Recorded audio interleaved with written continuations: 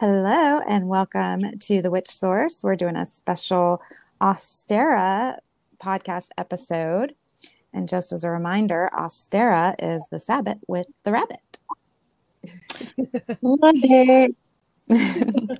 So Ostara coincides with the spring equinox every year, which is the magical balance of the light and the dark. So we're finally reaching that point in the year where time starts to balance itself out.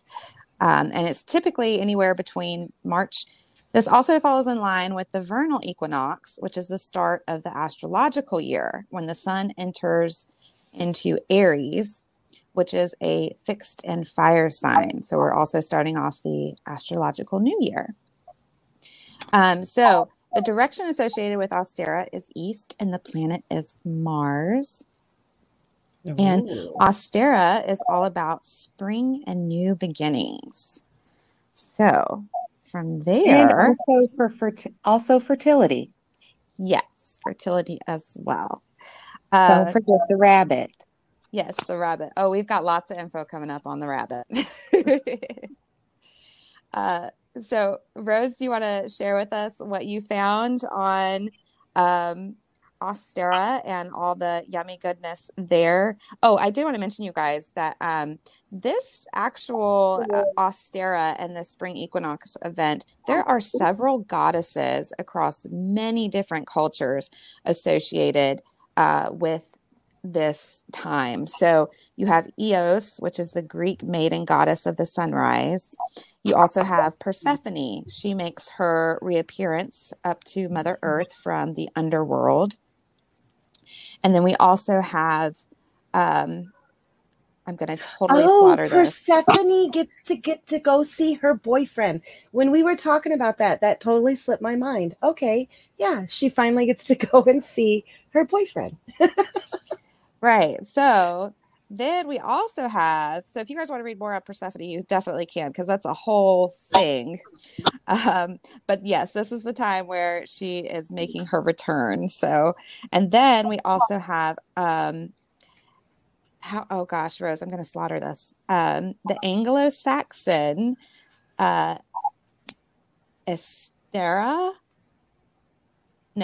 Oster. Oh, the Eoster. Eoster. Thank you. Thank you. Also known as Ostara. Yes. Thank you. Eoster. And Eoster is what ended up being taken and turned into Easter. From Eoster. So from there, we've got some good stories to tell you. So I'm going to let Rose jump on in and share what she has to tell. Dun, da, da, da. Okay. Ostara, she's the Saxon goddess of the dawn and spring. She's a fertility goddess. Her annual arrival in spring is heralded by the flowering of trees and plants and the arrival of babies, both animal and human. Easter eggs and the Easter bunny both feature largely in the spring festivals of the goddess Ostara. The rabbit, famous for his skills at rapid reproduction, was her sacred animal, and brightly colored eggs, chicks, and bunnies were used at festival times to honor this goddess of fertility and abundance. Yes. Lots of abundance and fertility. Right. Since we're talking about her, I have to get that story out of the way with the about the bird. So some believe that the bird was a swallow. So Ostara, the goddess of dawn, who is responsible for bringing the spring each year, was feeling horribly guilty about arriving so late one year. To make matters even worse, the first thing she saw when she arrived was a pitiful little bird who lay dying, his wings frozen by the snow. Lovingly, Ostara cradled the shivering creature and saved his life. Aww. So she saved his life. That's awesome. Right. It gets she twisted. Felt bad. She was late. It gets twisted. Oh no, it goes downhill from there. Legend has it that she then made him her pet. Or in the adult rated version, which, you know, is my kind of style, her passionate lover. Ooh. Feel right? So it's either, you know, and if you really think about it, like, so she comes along and she picks up this bird, this little swallow. Now, did she just assume it was a boy bird or was it a girl bird? Well, you And can tell by then- its color. Well, I mean, they say it's a swallow. So swallows, they kind of all look the same. Yes, good question. I don't know. I don't know the So, difference. you know, this is where my mind went with this whole story. And But was so, it an African or a European swallow? well, I don't know. We should ask her one day. Yeah, Apparently. But then she decided to make it a boy bunny. She made it a boy bunny with girl bird abilities. Oh. that did get twisted. Okay. So, oh, sorry, I'm getting ahead of myself. So in the adult rated version, her passionate lover, filled with compassion for him since he could no longer fly because his wings had been so damaged by the frost, the goddess Ostara turned him into a rabbit, a snow hare. She named him Lepus.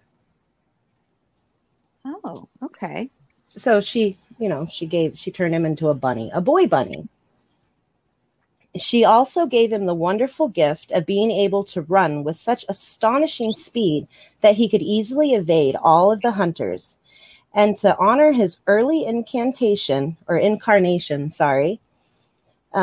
as a bird, she also gave him the ability to lay eggs in all the colors of the rainbow. He was, however, only allowed to lay eggs on one day out of the year. But all good things must come to an end. Eventually, Ostara lost her temper with Lepus. Of course she would. It's a girl. It's a woman. I mean, we all lose our temper. Right. Well, and it's odd, you know, it's a boy rabbit that lays eggs. So there's that. Right. So if you want to keep... How many times have you heard Christian people be like, why does the Easter bunny lay eggs? Rabbits don't lay eggs. Well, in this story, they do. Well, now we know. Now we know where all this is coming from. Right. So she had lost her temper with him. I'm like, if you want to keep the story clean, then it could be because he did something that upset her, you know, in her eyes. And if you want to go on the adult side, you know, she caught him hopping into the bed of another woman and she was just sick of the affairs. Bunnies will be bunnies. They do like to procreate. Right? What do bunnies like to do? So she flung him into the skies, where he would remain for eternity as the constellation Lepus, also known as the Hare, forever positioned under the feet of the constellation Orion, also known as the Hunter. Ooh, so constantly being hunted. Yeah, she was mad. Right? But later, remembering all the good times they had enjoyed together, the goddess Ostara softened a bit and allowed Lepus the hare to return to Earth once a year, but only to give away his eggs to the children attending the Ostara festivals that were held each spring. And here we have the Easter bunny. Right? I mean, what did she expect him to do? She made him into a hare. Like, poor guy. Poor bird. Horny rabbit that had to lay eggs. Right. Well, at least we have the origin stories now of the Easter bunny and the colored eggs. Now, I do have a softer one for that. The story of Ostara. Hopefully I can tell it without crying. Okay. Oh, okay. So just bear with me. It's a very moving story. Okay. So the traditional story of Ostara. Once upon a... Oh, goodness. I'm already messing it up. Try again. Take two. Restart. Once upon a time, the animal kingdom gathered together for a meeting in a flurry of great excitement. There was to be a very special party, and a very special guest was coming to visit them. A very special guest was none other than the goddess herself, and every creature wanted to give her a very, very special gift. Now, some of the animals were very rich, and some of them were very poor, But off they went to prepare their gifts, for only the very, very, very, very best would do for the goddess. Hare was very, very, very excited. He dearly loved the goddess, and although he was very poor, he had a big, generous heart. He was going to give her the very finest gift he could find. Hare rushed home to see what he could find to give the goddess. He looked everywhere, in the cupboards and under the beds, but there was nothing. Even the larder was empty. He had absolutely nothing to give her, except for one thing. On the shelf in the larder was a single egg, and that was it. It was the only thing he had left. Okay, here comes the tears. Darn it, I almost made it. Hare gently took the egg out of the larder and lovingly decorated it and took it to the party. Hare was very worried. All the other animals gave their gifts of gold and silver and precious jewels, and all the hare had was the egg.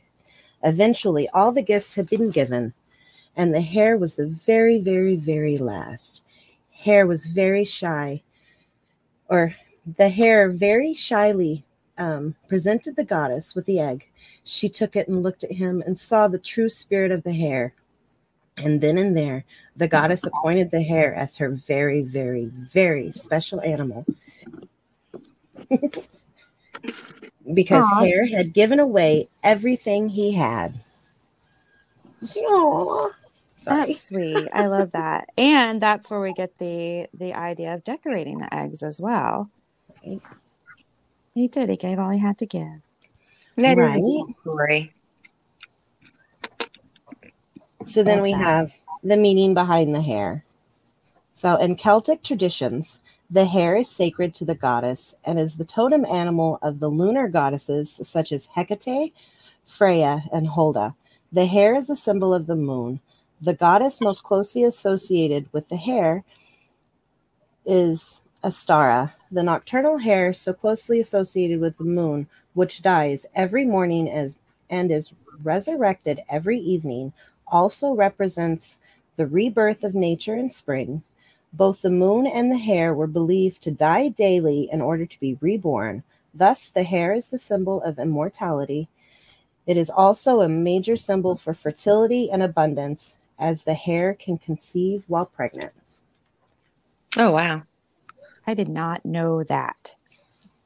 Right? I mean, it sounds, but they can, yeah. That's why there's so many wild bunnies. Yes. Haven't you ever heard procreate like rabbits? I have heard that, but I did not bunnies. actually know that they could conceive while they were already pregnant. But we do get a lot of bunnies here at my house in the spring. And it was funny because I posted in the group a picture. I was working on my final thoughts on the notes, and I was sitting on the front porch. And this bunny that has been hanging around through the winter, mind you, he's the only one we've seen, comes hippity hopping right around the corner up into the front porch, and he just was like hanging out with me. So I got a picture and I put it in the group. But actually, Rooster, my fiance, can go out and feed him and actually pet him. This is a wild rabbit. I said before, I think that he was a pet rabbit that must have gotten loose because I don't know. He just keeps hanging around, and there aren't any other ones out here yet. And normally our yard is like filled with them. That drives the dogs crazy. Right. Like I was telling you about the bunnies we have. We had a neighbor that went and they were mowing a lawn or something and found some babies, and she raised it and just let it go. And it still comes over. She feeds it and she talks to it, but it goes and it procreates and makes more. And it's coming over here now, and it'll just look at you and you can talk to it. And but he made friends. Be one of them. At least he made friends. This one's all alone. Makes me kind of sad. Right. And now we have the meaning behind the egg. So the egg and all seeds contains all potential, full of promise and new life. It symbolizes the rebirth of nature, the fertility of earth, and all creation. In many traditions, the egg is a symbol of the whole universe. The cosmic egg contains a balance of male and female, light and dark, in the egg yolk and the egg white. The golden orb of the egg yolk represents the sun god, enfolded by the white goddess.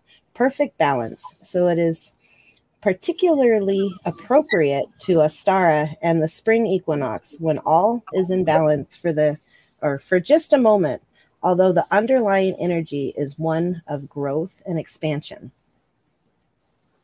Yeah, and that goes right in line with what I was reading on as well, the egg being the perfect union between the god and the goddess in their adolescent phases. Where we had the sun god who was born at the winter solstice, and he is now an adolescent, and he is joining with the maiden aspect of the goddess. So yeah, definitely. And then that egg represents that perfect union. So beautiful. Well, Yeah. I'll throw a little chicken knowledge on you. Um, so a good reason for an egg to represent the springtime and this time of the season and everything is because, all winter, when the sunlight starts going down, the chickens stop laying eggs. So way back when, you had to find a way to store your eggs to get you through the winter time. Because yes, chickens lay by, sunlight. If they don't have enough sunlight, they actually stop laying. So about this time of year, they start laying again and start producing more eggs. So you're getting your supply back again because you've probably gone a long while without having any. I actually did not know that either. That's pretty interesting. About chickens. Yes, yeah, yes. Totally makes sense. We're on the lookout now for our girls to start laying eggs for us. Nice. Ah. All right. Want to hear some bunny beliefs? Yes. Okay. The hare was sacred in many ancient traditions and was associated with the moon goddess and the various deities of the hunt. In ancient times, eating the hare was prohibited, except at Beltane for the Celts and Ostara for the Anglo-Saxons, when the ritual hare hunt would take place. So in many cultures, rabbits and eggs were considered to be valuable remedies for fertility problems. And in some cultures, the genitals of a hare were carried to avert barrenness.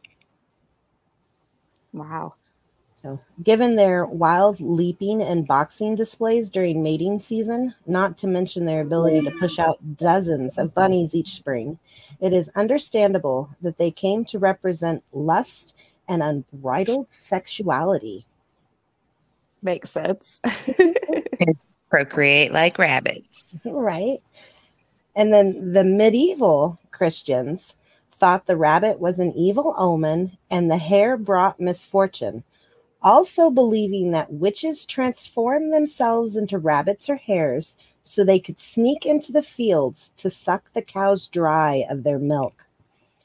It was also claimed that such a witch appeared as a hare could only be killed by a silver crucifix or bullet. Wow.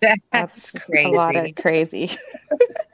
Now, much later, descriptions of the white hare sitting at the feet of the Virgin Mary was signified Christianity's triumph over the lust of flesh.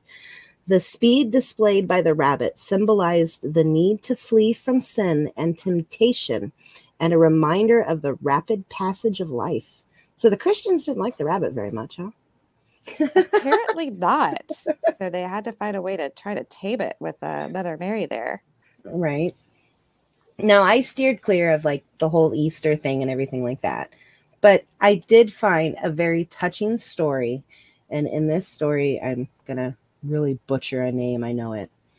But this is about as far as I went into the Jesus thing. So there's a touching tale about a young rabbit who patiently waited in the Garden of Gethsemane. Gethsemane. There you go. Yeah. For 3 days and nights for his friend Jesus to return. Worried about what had become of him, at dawn on Easter morning, Jesus returned to the garden and was welcomed by his loyal little friend. That night, when the disciples arrived at the garden to pray, unaware of the resurrection, they discovered a clump of beautiful larkspurs, each blossom reflecting the face of the rabbit in its center, as a remembrance of the little creature's hope and his faith.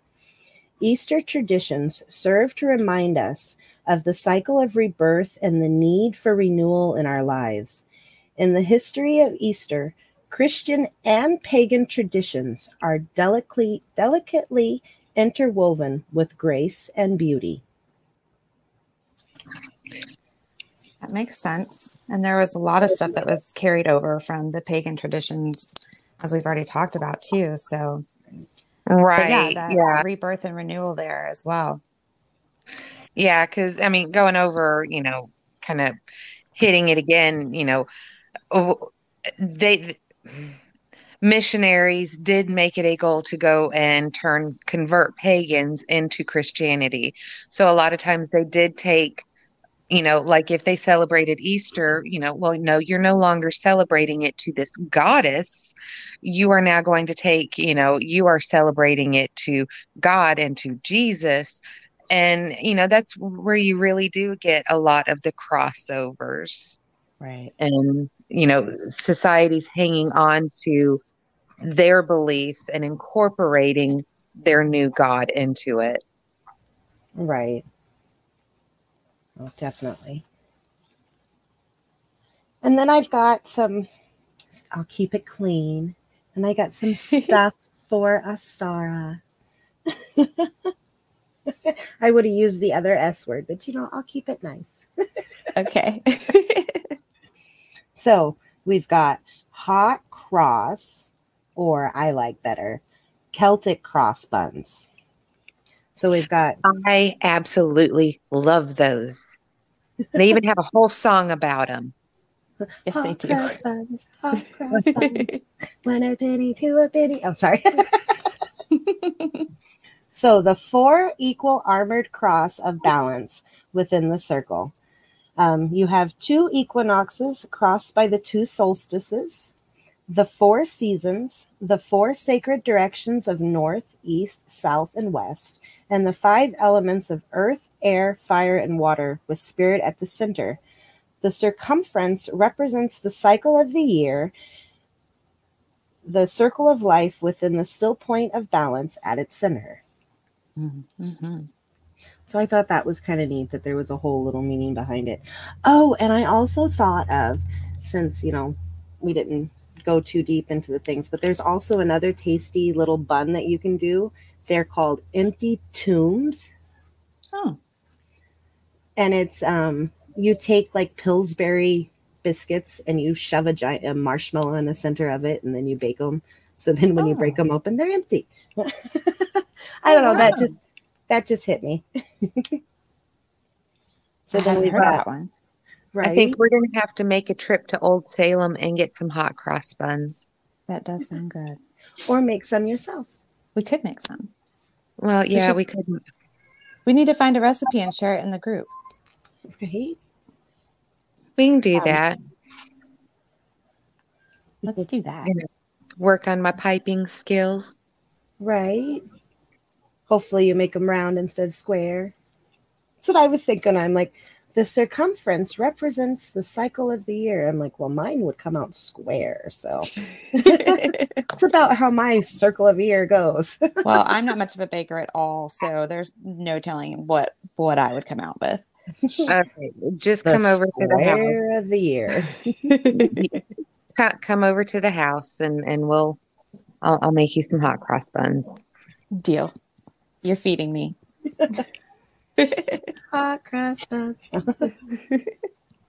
So then the serpent or dragon. In some mythologies, the goddess Ostara is associated with the serpent or dragon energy. At this point in the year, the serpent or the dragon. No. What? You got Kundalini. Oh, Kundalini. Kundalini. Yeah, the Kundalini energy. There you go. Is positively exploding. Yes, it is. Kundalini. Yeah. See, That's that snake energy that sits at the base of your spine. And then as the serpent at the base of your spine starts to uncoil and move its way up your spine, you feel that explosion of energy from the base of your spine all the way throughout the top of your head. And it's really like a full body orgasm. That's right, the best way to explain the Kundalini energy explosion. I hear when you wake that baby up, though, it can be very disturbing. Yes, it can be. It's very, very, very powerful. Not for the faint of heart. No. Let's see. All spring flowers. So daffodils, violets, crocuses, primroses, catkins, pussy willows, and profusion. What is a pussy willow in profusion? Does anybody know what a pussy willow is? Okay, I'm sorry. I'll stop saying pussy willow. I just absolutely love that word. Pussy willow, pussy willow. That's the brown one, isn't it? Yeah, I think it's related to the weeping willow. But isn't that the one that's usually by the water? That's kind of it. Yeah, it like looks like a brown cylinder too, but then it actually that pussy willow. Yeah, I think the dandelions, how they feather out. I think the pussy willows do that as well, where it spreads its seeds that way. I think they're white though, but yeah, it's your turn to say pussy willow. Pussy willow. Pussy willow. There we go. Isn't it a beautiful word? Okay. Ideas for your altar. So colored eggs, seeds, feathers, all spring flowers, colors green, yellow, purple, or blue, and all foliage that is sprouting into leaf. Yes. And I also have things that you can, miscellaneous items you can add to your Ostara altar. A nest or a basket, shells and acorns, because they also represent fertility. You could put a little statue of a hare or a rabbit, or a potted plant, and also chicks or a little lamb statue. And of course, a maiden goddess statue would be good to add to your Ostara altar as well. And along with the colors, the pastels are very popular as well. Yeah. Ooh, and then eggs. So you can boil them, devil them, salad them, color or paint them, hide them, play games with them, chocolate them, bake them, or anything eggs do it. Yes. So anything and everything to do with your eggs, absolutely. And I know in the group on Wednesday, we're going to be painting eggs. And if you guys don't have eggs, you can definitely do some rocks and come paint with us in the group. Can I give them googly eyes? Sure. I'd be okay with that. Okay. And so as far as decorating your eggs, I'm going to save that for the group because there's a lot of different things that you can do with your eggs to honor Ostara and the goddess.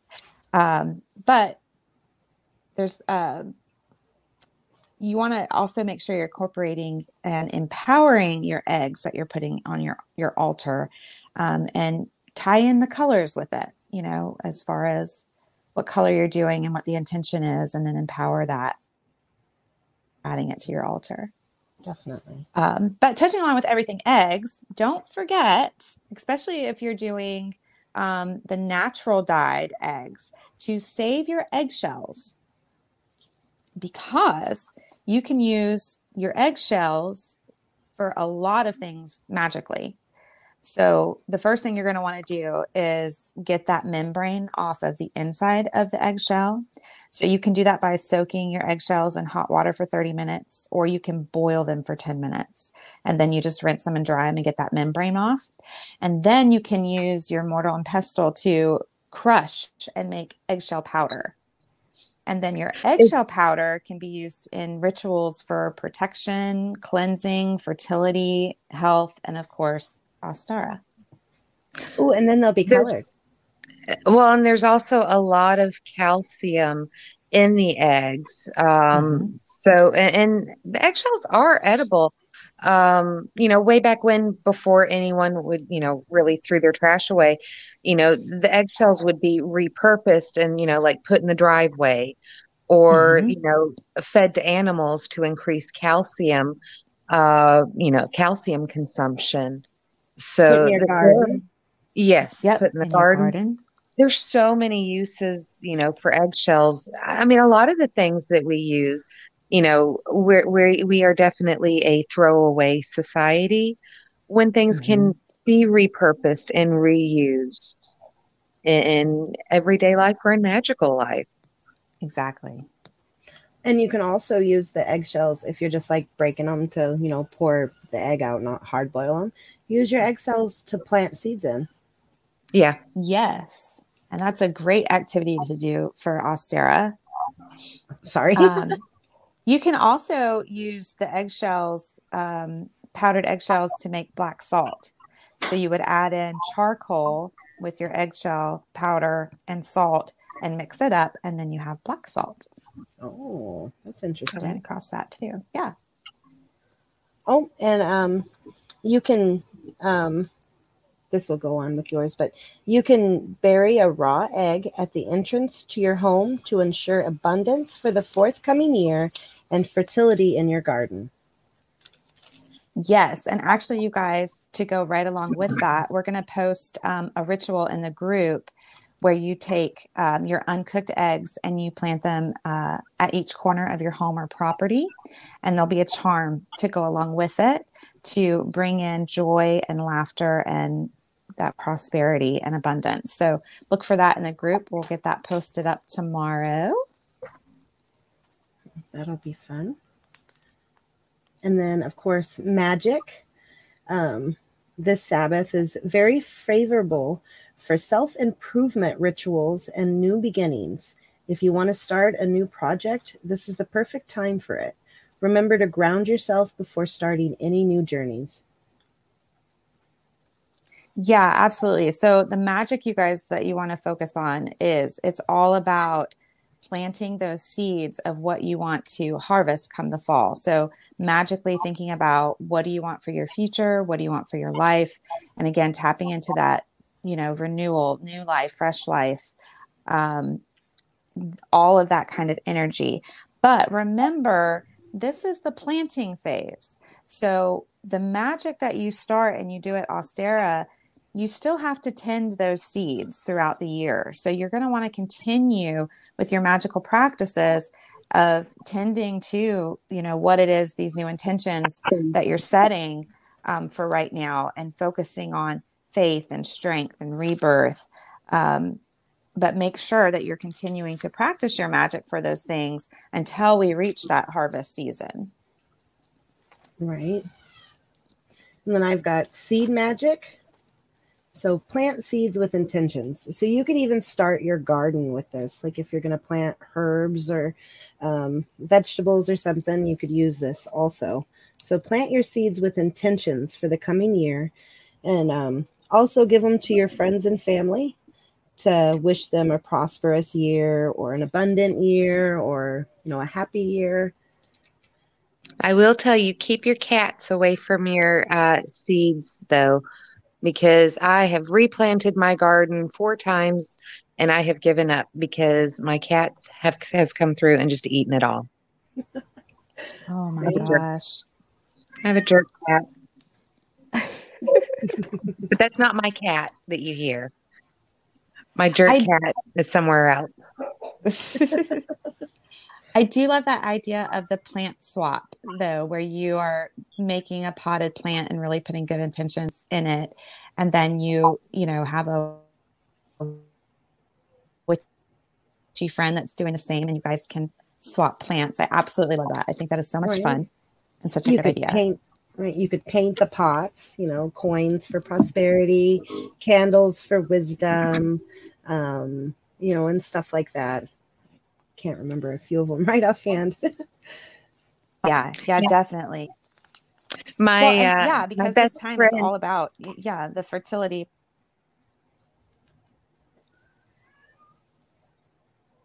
Oh, Oh, I think she. hello. I think we lost Whitney, but my best friend just made me a potted plant that I put in the window. Oh, and she knows me so well. She did an air plant for me so that I can't kill it. Right, because you don't have to water it. That's awesome. Yep. Yep. My husband is definitely the gardener in our family. I inherited a black thumb. And so, but she also, she put geodes and stones in with it. So, she made it really magical for me, and it's completely awesome. And it sits in my kitchen window. That's awesome. And you can't kill it. That's the best. That is the best. am I back now? Can you hear me? I hear you. We hear you. Can you hear me now? Oh, you do. Okay. All right. I wasn't sure. Okay, good. So I was just going to say some things to focus in your magic, and again, wanting to bring in health, wealth, love, prosperity, compassion, kindness, strength, blessings. All of that is a good thing to focus on right now. And it sounds like she's wishing you lots of good stuff with the plant swap that she did. Well, I guess it wasn't a swap because she gifted it to you. I know she had a green aventurine in there, which is good for prosperity as well. Yes. Yeah, but then she also gave you a lot of plants too. Yes, to start you on your planting journey. Yes. So I am starting a plant journey this year and I'm super excited about it. Perfect timing with Ostara right around the corner. And yeah, I'm going to do my best to be a plant person. I don't have the best of luck with plants, but I am so excited to start with these because they're so pretty. I know you had something along with the ritual bath. Oh, yeah. So another thing that you guys can do is when you're doing your magic is do an Ostara ritual bath for bringing in that renewal energy and that fresh start energy. So I'm going to post that up in the group as well, you guys, so you'll all have the recipe and it'll have a little chant with it that you can do to charge it and empower it before you do your bath. So make sure you check that out. But yeah, and you're going to want to, I'll give you the ingredient list in case you guys want to just get ready, but you're going to need Epsom salt, sea salt, baking soda, and you can do any kind of dried flower that you like, but the one that I'm going to go with is going to be rose petals and lavender. And then as far as essential oils, you're going to want rose, lavender, and jasmine. And if you don't have those, you can, substitute out even parts of whatever you do have. And then we're also going to add in 3 crystals. Now, please keep in mind, the crystals are just going to help empower your ritual bath ingredients here. You don't actually want to put the stones in the water. Okay, so take them out because stones are babies and we love them. But we'll be adding in an aquamarine, a rose quartz, and a moonstone. So, and then I will post that up in the group for you guys. Oh, and then egg cleanse. Yeah, this is a great time, you guys, to do an egg cleanse as well, since we're all about the eggs. Right. And did you talk about the egg ritual thing with the 4 corners? Yes. Okay, yep, I'm sorry. I space that out sometimes. Yep, that's okay. We're going to post that up in the group with the charm to put the eggs out around your home. So check that out as well. And also just I'll have an Ostara ritual that you guys can use if you want to use when you set up your Ostara altar. And another idea too, being that this is celebrating the goddess and the goddess of the sunrise. It would be kind of cool to do a sunrise ritual on the morning of Sunday, the 20th, with the spring equinox and Ostara. So if you're not a morning person, you might want to try to be and do a sunrise ritual, because actually sunrise rituals are super charged, and they feel really, really magical if you can get yourself up and do that and feel that energy raising with the sun. It's really powerful, you guys. Just to throw that out there. Then I've got some trees of Ostara, and then I'm going to turn it over to you because you've got a lot more on the representations of Ostara than I do. All the fun stuff. I've got birch, and ash, and alder for trees. And that's about all I have. All right, guys. So some incense, herbs, and flowers. I'm chucking them in together because they kind of fall in all the different groups. So we've got jasmine, rose, violets, orris root, lotus, clover, strawberries, lavender, lilac, thyme, and rosemary. We also have flowers on your altar. Some good ones would be tulips, daffodils, carnations, honeysuckle, dandelions. And then if you want to incorporate some foods in, there's mustard greens, nettles, and red clover. So those are the herbs, incense, and flowers. Some crystals you guys can add into your, for Ostara, for your altar, or any, magic that you're doing that you want to carry forward for that harvest period, would be moss agate, green moonstone, orange calcite, rose quartz, amethyst, moonstones, clear quartz, and aquamarine. And then it talked about the colors and the pastels. Of course, the pastels are really big. And then if you guys wanted to do an essential oil diffuser on Ostara, you can do 3 drops of lemon, 5 drops of lavender, and 4 drops of rosemary. Oh. And I've got rhubarb, asparagus, peas, and lettuce for plants. And you can eat all those. Yeah. Make a salad. The rhubarb, asparagus, peas, and lettuce, that is. Don't eat the rhubarb greens, though. Yes. Those are poisonous. Well, you got to. I mean, unless there's somebody that you really don't like. Have some grated rhubarb.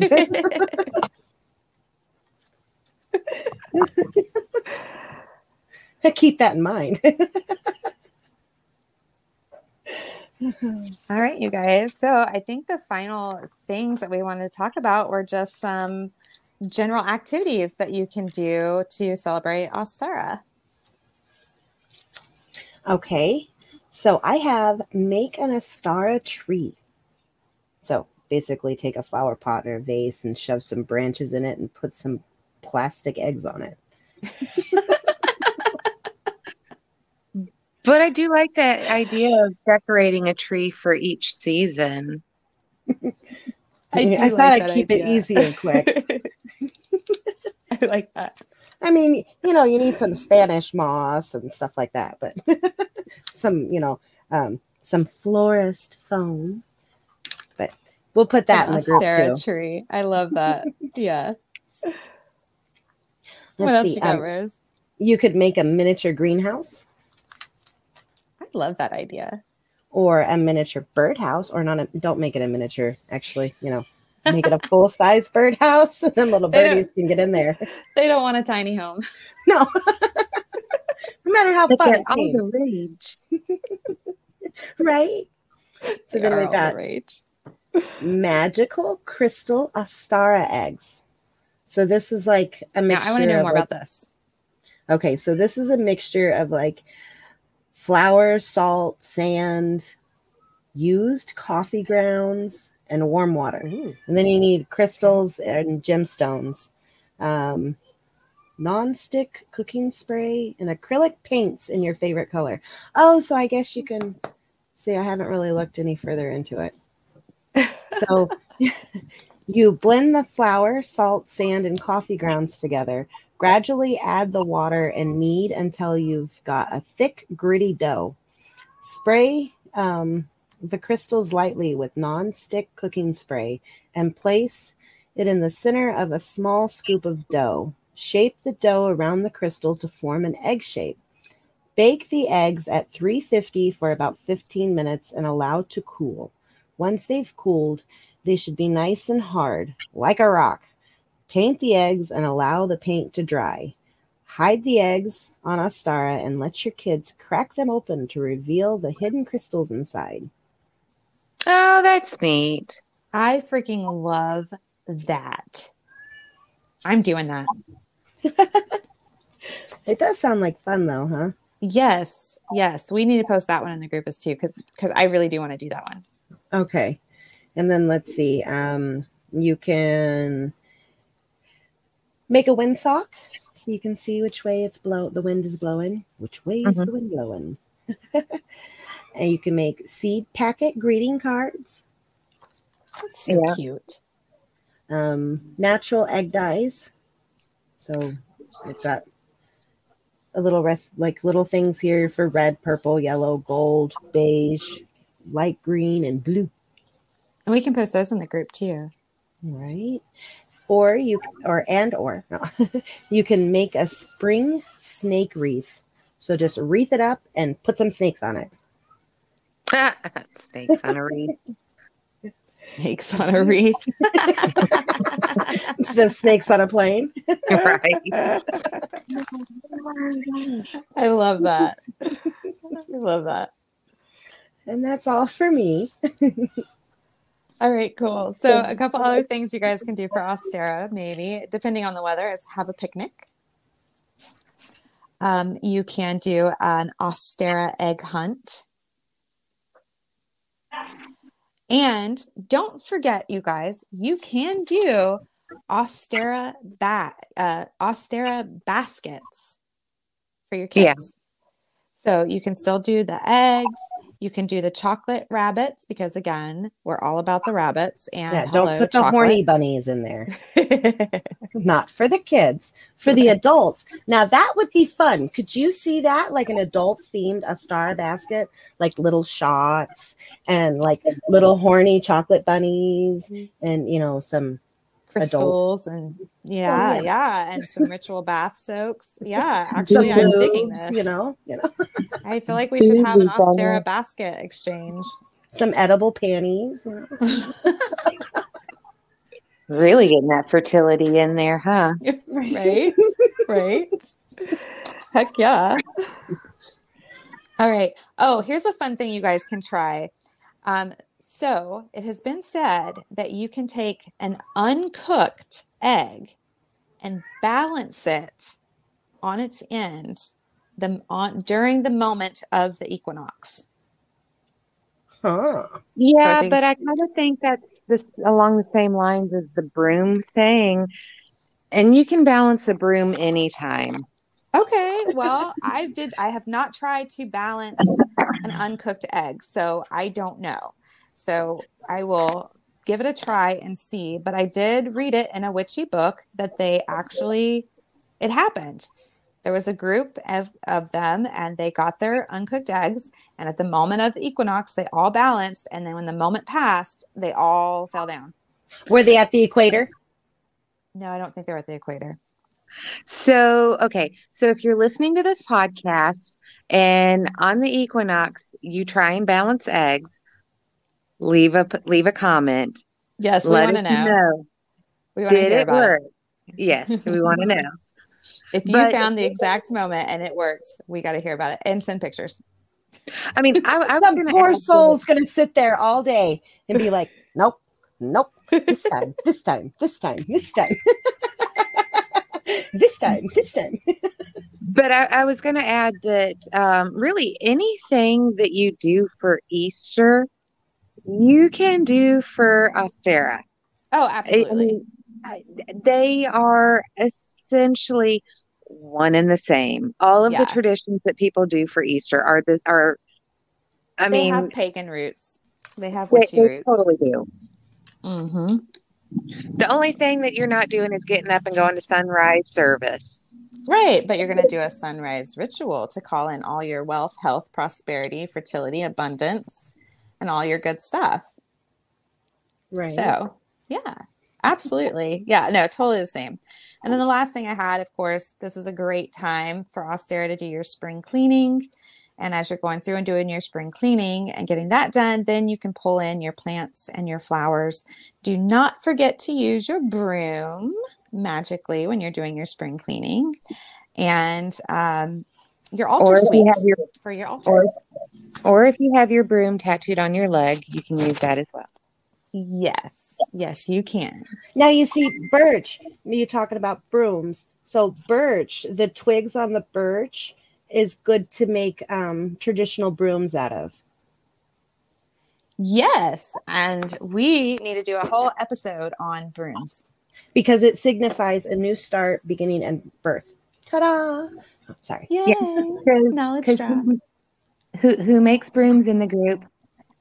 Yoodles. Who makes brooms? I do. I don't know. Is that a trick question? No, she really does make brooms. Should I know this? You do. She does. She really does make full-size brooms and cobweb brooms and altar sweeps. So we will be posting some of those soon, available online for purchase. Yeah, handmade witchy brooms made by a real witch. If you are local to North Carolina mountains, there is a school that is all about keeping traditions alive.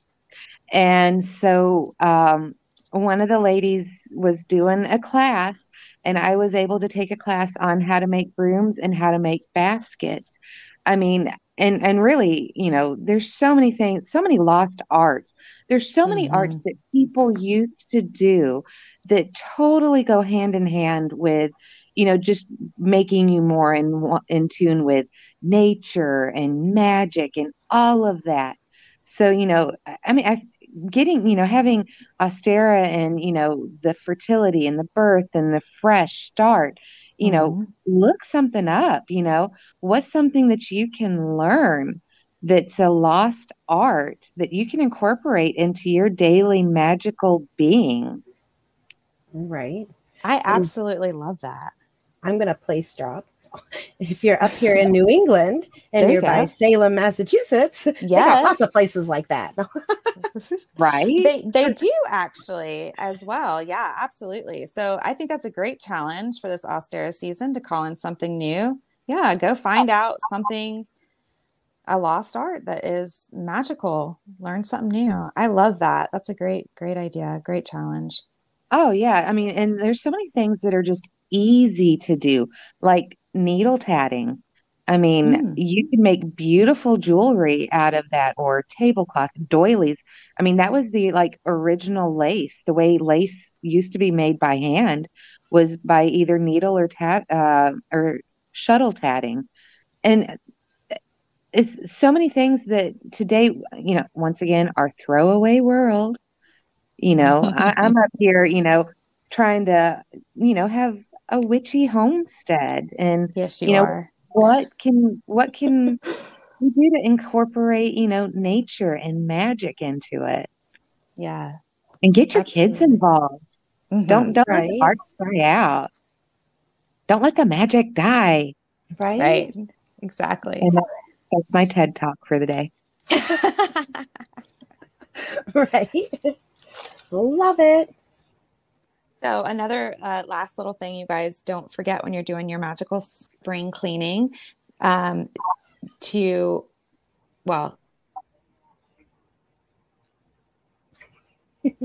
can't see this, but her video just cut out at the worst moment.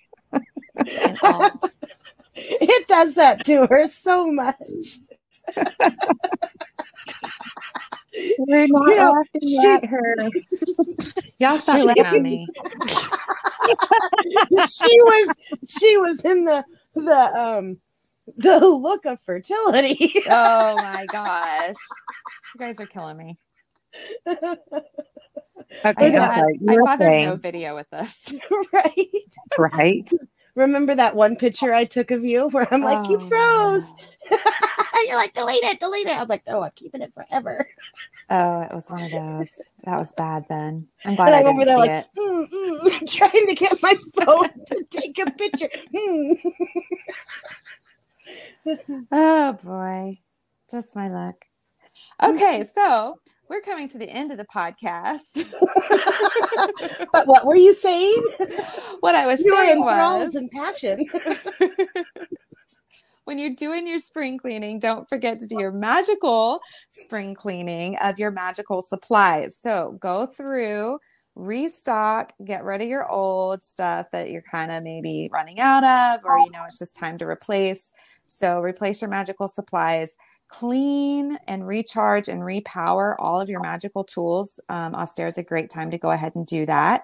So yeah, get your witchiness on with your spring cleaning too. Don't forget to touch your magics. Speaking of recharge, make sure that your vibrating panties are all charged up. That way you can blare that music and, have fun while you spring clean. There you go. Idea. You might actually look forward to spring cleaning then. Right? Just dun, dun, dun, dun, dun, and then we'll all look like Whitney did when she froze. Oh gosh. So glad there's no video of this. All right, you guys, that is it for us. We hope you have enjoyed this episode of Ostara, and we hope that you got something useful out of it. And don't forget, the place to be is the Facebook group, the Witch Source Society, where we'll be posting up all the rituals, recipes, and fun things, and also where we will be doing our Ostara egg painting. Or rocks if you don't have eggs. So what's the name of our group?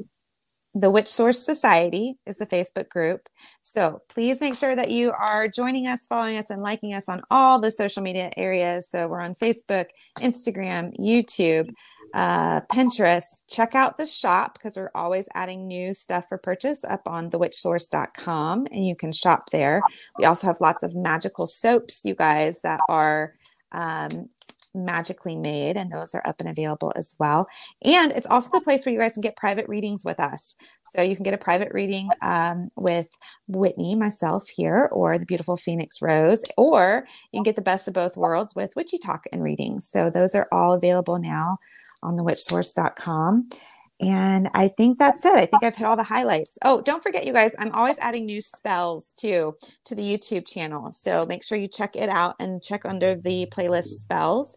And we also have spell kits available to go along with those for purchase on the website. So I think that's it. Do you guys have anything else? No. All right, you guys, that's it for us.